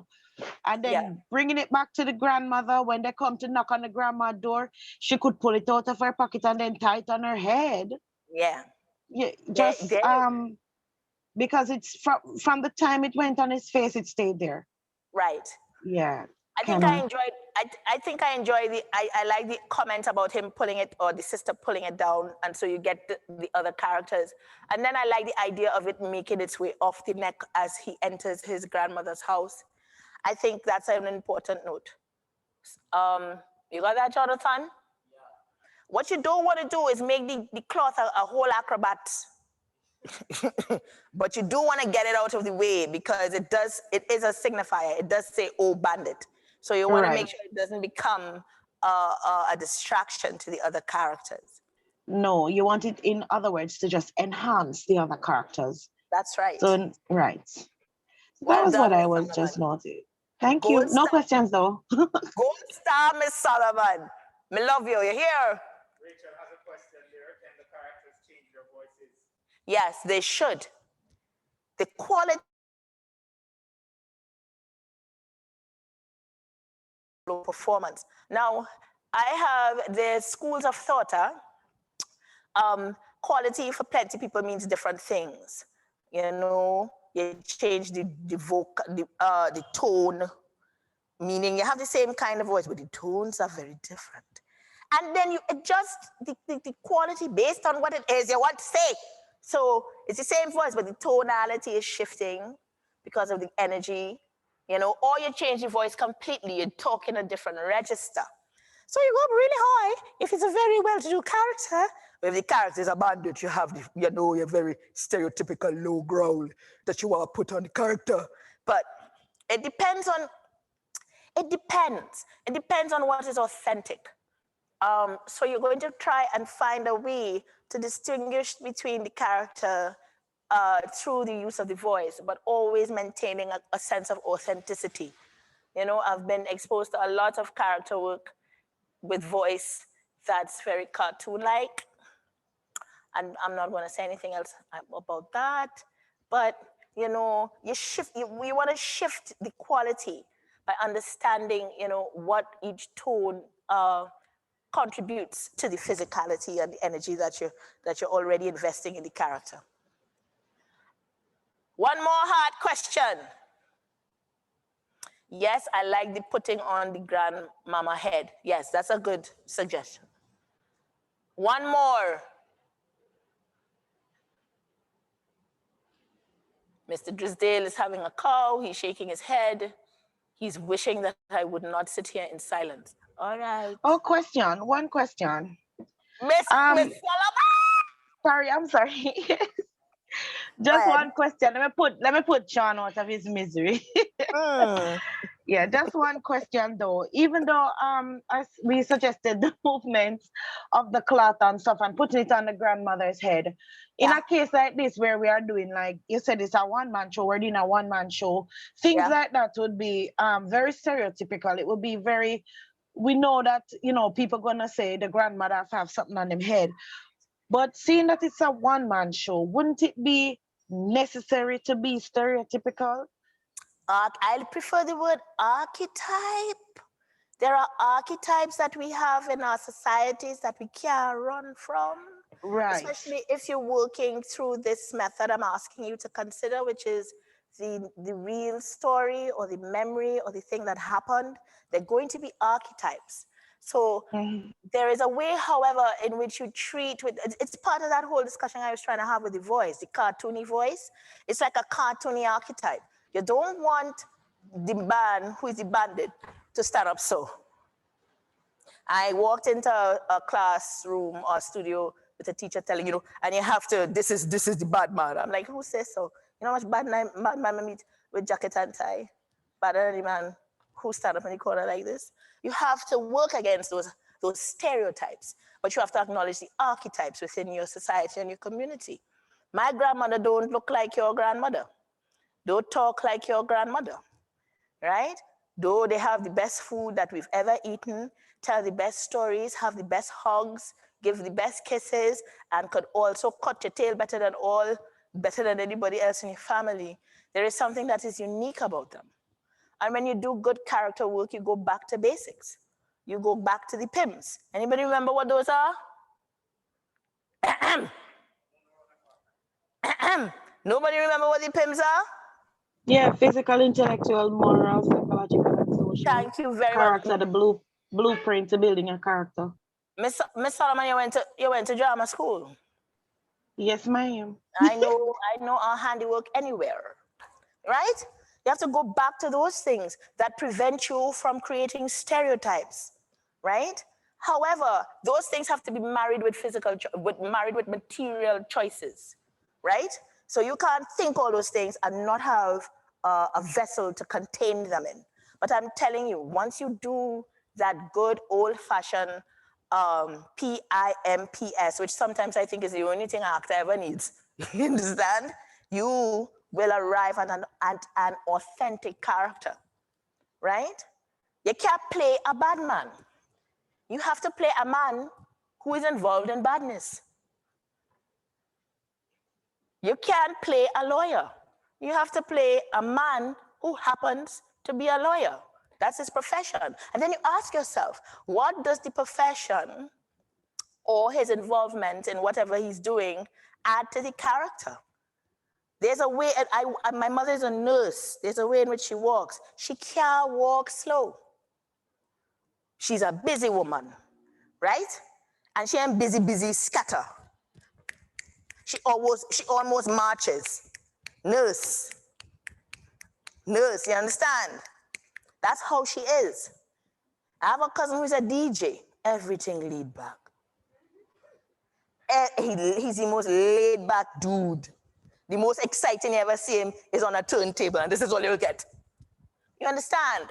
There's a way in which your activities kind of give you a group of body languages that helps define the character, but it is not the character. Don't play the shell. Work with the PIMPS. It's the way we kind of reduce characters to black or white. Characters aren't black. Characters aren't white. That's not who they are. They have whole histories, yeah, that determine how they behave. And so that's the thing you want to tap into when you're building characters with your students. And that's why I like authentic performances, because you ain't gonna play your grandmother stereotypically. You know her quirks. My great-grandmother smoked pipe, tobacco smoking, tobacco chewing old man, arthritic. So she didn't even walk like this. She was literally like this. You understand? And she'd walk low, and oh my God, it was the most painful thing to watch, but powerful and scary. Jeez, you web. You understand? This French Creole pipe smoking, tobacco chewing woman. You understand? Who drank her coffee black, and she didn't drink it from a cup. She drank it from the condensed milk, what you ever call it, in tin. You understand? She poured that coffee in there, and she make a little handle with the iron, and that is the woman I talking about. Bad like 10,000. Can't play with she. How you gonna play she like a little frail old woman? You don't know what the spirit is, so you want to tap into that. You understand? And there's another nice thing about telling your own story. You liberate your own legacies. So it's not even about being Jamaican or foreign. It's just about liberating your own legacies. I'd love to liberate my grandmother in a story. You understand? So those are the things you're tapping into. So you know how she pick up, you know how she smoke the pipe, you know how she drink. From the time you say that, you know that you have to find an old condensed milk thing for she to drink the coffee in. You understand? And then you have to go and watch 101 videos now to see how people chew tobacco. And see what tobacco chew in the, watch me. Every minute that woman spit, I don't know what she's spitting. You understand? But I guess it's the tobacco. Beautiful lady. And she work on a tobacco plantation. You understand? Why are we not telling those stories? Tell your stories. And tell the ones as far back as you could remember. Because it is in the gaps in between where the beauty lies. You may think, oh, the truth is the thing. It's the gap in between where you create truth, where you begin to the myth making. You understand? Going back to that woman who had one toilet to read, Sylvia Winters. She say man born bios, which is the biological man, and mythos. We born with story, right? We are myth makers by origin. And myth makers tell stories. And that's why I like the solo performance. I think COVID is a blessing because now it's going to force you to find ways to tell. And I am asking you to take up the challenge to tell your own. Yeah? And to play as many of the people around you or in your imagination or memory you could find. It could be nice, right? All right. How much time we have, Drisdale? 20. I have 20 minutes? That's all I have? Listen here. This man called me to do this in 2 hours. This take 2 weeks. And that's just to reach where Akila is. But that's all right. I'm a miracle worker from Trinidad. Let's go. All right. Let's see if we can end with a line story. I'm going to give you another starter to end. I like line stories. And I'm not going to ask you to think of a topic because on this trip now we have story in us. I'm going to ask my actors to pull a box and a chair and sit in a line. Yeah. Yeah, sit. I'm not sitting. It's all about the young people. Woy. Mother God and Father God is good all the time, every time. Now, I'm going to ask them to begin a story. I'm not going to ask them to go in order because that's too simple. You know, you all do the acting exercise, counting off from 1 to 10. If you have 10 people in the room, first let's start that with a warm-up now. 1 to 3. Guys. 1. Don't stop. Right. Again. 1. All right, now you have the set pattern. Mess with the pattern. 2. 3. Again. So, just 1, 2, 3. 1. 2. Again. 1. 2. 3. 1. 2. 3. 2. Yeah, that's lovely. Lovely. Go with it. Let's go. No stops. Don't stop. Until you buck up with somebody with the same number and then you have to start again. Go. 2. 3. 3. 2. 1. 1. 1. 3. 1. 2, 3, 1. 2. Relax. All right. So, you know how the numbers game work, and the story is going to work in the same way. Somebody's going to begin a story. I'm not going to tell you what the story is about, because I was planning this workshop with my husband, and he said, it must have a theme. You know how men are. They like to rule. No, sir. Let the story flow, right? However it come in your head, however it formulate. But this is the thing when you're in the room with the participants. And you're not going to have all your kids. If you have a class of 15, don't make all 15 of them be in the line. Please, you'll take all day. Corona. Oh, yes. Yes, you could do it in Zoom. I've done this in Zoom. Right? You can imagine how the 1, 2, 3 does go when everybody staring into this. Oh, I tell you. Right? So you're going to start the story. And when you hear a word, this is the best way I like to explain it. When you hear a word that you like, that should trigger your story, but you have to use the word that you hear, right? So you're telling a story, telling, and then you hear the word telling, and you say, oh, this is a good point for me to start my story. Telling, and you start the story with the word that you like from the person who was telling before. But you are not continuing their story. You are starting your own.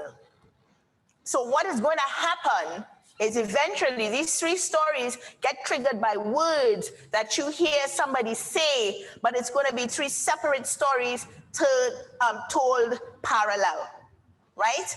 And yes, it's as messy as it sounds. But when you do it enough times and you become good at it, it's on fire, right? So we're going to make a mess today. Any one of you will start a story that you want to tell. It's going to be about anything. When you hear a word that could trigger your story, you start your story. And then you only get interrupted by somebody else who wants to start a story by a word they heard in your story. So you shut up when you hear them with the word. But there are some ground rules. Don't jump on somebody. You know, sometimes you have a sentence, one sentence. And the one sentence trigger your story.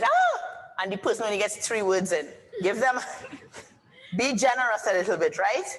So let's see how this messy thing goes. It's called line story. And then I'll tell you how to end it. But let's start it and see what it sounds like. Let the story come. All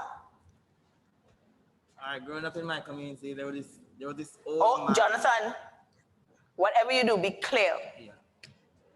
Growing up in my community, there was this very old man who looked exactly like Santa Claus. I had some group of friends who were the real troublemaker of the community. We would go around and we would perplex different persons. So one day we were walking down the lane and we saw the old man. And my friend quickly shouted out, Santa Claus, Santa Claus, Santa Claus, eh? Inside the man said, oh, yeah, who not call Santa Claus? And we dash off and take it to the alley. There was this track lane that was there. And we took to there and we run out on the main road.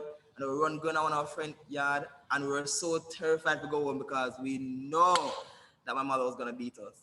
But we just decided, okay, we'll go hold it out. The old man walked to the entire community. Growing up in my community, it was really horrible because I have 3 madmen, but always a text said pan the pitney them. One day my sister walked go to the road and she said, Regina, you can't follow me go to the road because I'm afraid I'm a madman. Regina said, no girl, and was me not take no chance with my life. Me not go to the road. Anyways, the sister said, me I go to the road because I need to go buy something for grandma. And you know grandma sick and she have to take her pill them. So my sister walk gone out the road now. The 3 madmen they come out line up in front of her. My sister start get afraid. She got get afraid and I said, Regina, follow me now, please follow me now. And me I said, go on. Me no want to near me. Let me tell you something. One time this madman come near me. See a madman in my community. And he tried to touch me. I was a very little girl and my mother told me, do not let anybody touch you, especially to put their hands in your head, on your head. Because in my community, they love to obey people and they love to take away little children's future. So I made sure that I stay in my room and I did not go outside any at all. The only time I went outside is when mommy needs something at the shop to buy, or I need to go to school or go to church. But I didn't like to go to church. I went to Yala Seventh-day Adventist Church, you know, and they used to keep me there from morning till night. Mr. The madman they turn up in the road from morning till night, and my sister still out there. And I say, Onika, come back over here, please, because I don't want nobody hurt you. Onika say, me love grandma, so me I go. Anyways, Onika start walk. Regina heart start beat fast. And then so she turn around and shot go back over yard and start peep through a little hole. Peep through a little hole, me I tell you, we go around the lane and there was like this little tiny hole that we peep through and we look because the Santa Claus man come and he might ask everybody till he go to mother. And when we reach home, we say, Lord God, how we are going now? So we decide, all right then, we're going to sneak in. So we sneak in Mother corner with man with the belt. And she said, how me here say, una trouble people? I said, me and my sister get some lick. We get licked to a week, me I tell you. And from that day, we decided to say, hey, we're now par with them there again. But you know, friends will be friends, and we still end up saying we're going to par them again. There was this man who sell jelly and cane. Oh God, man. Oh God, man. Can you imagine when I was at church, I see the same madman come in and sit down the aisle, across from the aisle, the same madman, you know.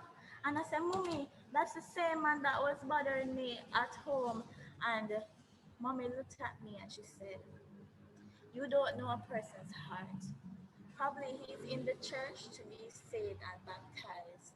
Next time I see him, just invite him to church like what he's doing now. What he's doing now? What he's doing now, Regina? What is he doing now? Onik, no call me name. Regina, where? Me say the madman they start look pa Onik and they start walk towards her. And she a call for Regina. But anyways, me she start look pa the thread in them eye. And she a say, look here, me no afraid of no now, you know. Me no afraid, me a go up a shop, go buy a tin mackerel for me granny. Cause my granny want to take her pill. And the madman them a walk come to her slowly. And the three of them a say, give me money for buy mackerel. Give me money right now. And the girl a say, me nah give you no money, me nah give you no money, grandmother money. And she take up a stone and she throw the stone. Throw the stone, me I tell you. Throw the stone at my gate. And if same friend them call we out. But we go out there, now we are walking. Pause. Don't forget what you said. I'm just going to give a little note. When the actor feels the story coming to an end, they want to signal to the other characters that the story is coming to an end, right? So you all are sitting down there figuring out, right. When you feel the story coming to an end and it's your end, you stand and you tell the last story. So that way all the other actors know, okay, that's her last or his last offering, so I have to try and find a way to get to the end of mine. Okay? All right, guys? Continue. Go ahead, Jonathan. And so we come out and we go down at the man yard and we start there and we are wait for the cane from the man. But the man never come, so my friend decides say, I'm going to take the cane. Lord God, him come out and go in the man yard, take out the man cane, and I chop and I share with everybody. Oh, to see the man come out and grab my hand. And I swear me did. I saw the man grab my hand again, and he looked at me and he said, I am so very sorry if I touched you inappropriately. I only want to ask you if they gave us food Freeze. at church. If that's the end, you know what you have to do. Yeah. Don't stand at the end of it. Stand while you say. I only wanted to know if they were giving out food at the church. And I apologize once again. I will never ever touch you again. Don't touch me. Mr. Madman, don't touch me. Me I go up at the shop. Then the madman they start to laugh. And me I say, Lord, you know me I do? Me I shut me eye and me just go run. Me nah look, me just go run. Just run, me I tell me I run and I run go straight back out of my yard. Because I swear, that man that never hold me if come chat me up. And so, from that day on, decide to not part my friend again, because they are trouble. Trouble? Why? Trouble? Why? Me granny! Trouble, the madman, them a run me down! And me say the girl run and the girl run and the girl run past the shop. And the girl run gone up the road and our grandmother never get the mackerel till late in the night. The end. The end. All right, I want to see some lighters in the chat from a tree children, from a please, the bad. Hear this. So just like that, we have 3 stories. Just like that, you have 3 beginnings. Just like that, you have 3 opportunities for telling. The reason why I don't like to put a theme to it is because in my experience, when I begin to theme, people shut down. And you would think that would make it easier, right? And it doesn't. It shuts them down. Because all of a sudden they can't go there, and they can't go there, and they can't do this with the story. But if you leave it to let them tell, the freedom of the open space, Yeah, this story comes, this story gets a chance to live, right? So I think that will be our closing activity for the day. I think I'm going to give one more opportunity for my, ooh, look, Mr. Drisdale, we get more, 29. I'm going to look. Anybody from the 29 wants to talk about anything that they saw today or have any questions that they want to ask us? I want to, of course, before we close, say thank you to Regina Squire, my wonderful storyteller. Mwah. Thank you to Keela Sims, my fantabulous graduate. And thank you to Mr. Jonathan McLaughlin, who will be a fantastic director. Trust side. All right? All right, Juan, take the chair. Let's up here. Move. You still there? Any questions, concerns, or comments from anybody today? And listen, I'm gonna bless Mr. Drisdale with some videos, resource videos. I'm gonna bless him. I think I gave you the book already called Improvisation Starters. That's my 101. There are like 1,000,001 things in there that work so well. I'm gonna ask him to forward that to you and anything else, because I know he has a network of teachers that I think is important for this particular period where you're building with your students, you're creating in that womb space is what I call it. I'm gonna send it to him so he could send it your way. All right? Thank you very much, guys. Wonderful. So, our presenter for today with all the energy and elbowing me and all these things, she's here today. I'm sure it was a very interactive workshop. I learned a word. Did you say archetypes? Are these like traits or idiosyncrasies type like? Society, we have different archetypes. I learned it when I studied literature. Yes. Stereotype, which has this kind of negative connotation. Yeah, we have to acknowledge that there are types that keep repeating themselves in society. Right. So everybody has the granny. And everybody has the aunt. Name an archetype. A rude boy is a Jamaican archetype. Right. A student. A sexy girl. Right. Right? They have this thing called good. When I first landed here 6 years ago, goody. Yeah, goody, have a look. Right. Right. So there are archetypes or things or kinds of people that keep repeating themselves in our communities and our societies. And sometimes we ascribe to them negative traits. But what archetype does is free them from being a negative and just let them exist as they are. So when you investigate them in their fullness so they don't become a negative, a kind of bad reflection on, you know? Because we have rude boys. Yeah. Yeah? And we have goodies and we have Miss Lou types. When you look at Miss Lou is an archetype. What is she tapping into when she becomes a storyteller? Who is she? What's the archetype she's tapping into when she becomes the storyteller? And then her storyteller persona itself has become an archetype. Yes. Right? Yes, with the Kimbo and that's right. You know the shape, you know the sound, right. You know the qualities they're going to project. But what you also have to give them, allow them to do is project themselves when you play them on stage in their fullness. Yes. Now, it's not that all characters need to be full, because when people write stories, people write archetypes for reasons. Some playwrights don't want to explain the world in complex ways. They want to give you a type. So when you do things like Old Story Time, most of the characters are flatly drawn, not because he can't write, yes, but because he wants the character to embody a message, a very clear message. So the character doesn't read as human, it reads as a type. Yes. Right? That's a strategy. That's not a weakness, and it's not good or bad. It could be used effectively if you know how to handle it in the story. What you don't want it to do is to play on things that create kind of negative ideas about who we are as people. I see. Thank you. Okay. As she said, we have to go from what we know, go from our own stories. I know that both Mr. Ellis and Pierre, they both went with what you know first, right? Your body. Do you know your body? Do you know how your body moves? Do you know how some other person's bodies move? Go from your story, your truth, your ideas that you have. So I like that we delved into that, into your story, and you got techniques of how to then start.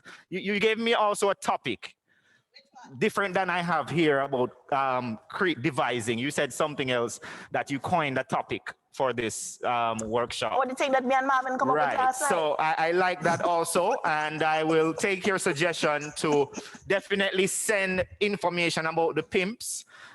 That's physical, intellectual, moral, psychological, and social. Beginning the solo performance. Beginning the solo performances. And I'm gonna do some more research on that solo performance versus male, one man or one woman production. Now, I'm gonna see which one works. But you know, beginning that solo performance, it's very important that you get all this content to start. And as you saw, it was quite simple.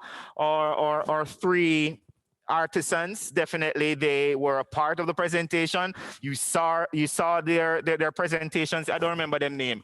Regina, Jonathan, and Akila, right? That's right. Right, three, and definitely they've been with you throughout the 3 workshops we had. Definitely they might be more workshops in the future, will be. However, this is our 3rd workshop that we have here at Little Theatre. We'll definitely have a Zoom meeting to discuss the new way forward. Thank you very much. This is the JCDC. Big up Miss Solomon! And she says big up Miss Solomon. All right, the JCDC Drama and Theatre Workshop. I see here Mr. Damian Eridge from Queens. Thank you so very much, Mr. Gisdale Greg. Oh, thanks, sir. And you and your team. Yes, my team here from JCDC. We have our videographer here, and we have our 2 other members from the JCDC team, Mr. Carlington, Mr. Jomo.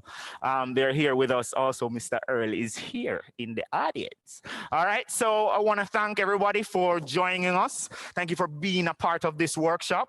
We definitely will send more information out as it relates to this season and how we will approach this season with all the restrictions. And we can do solo performances or one-man, one-woman shows. As I said, this has been a JCDC Drama and Theatre Workshop for 2021, the 3rd edition. Thank you for joining me. Keep safe. Thank you.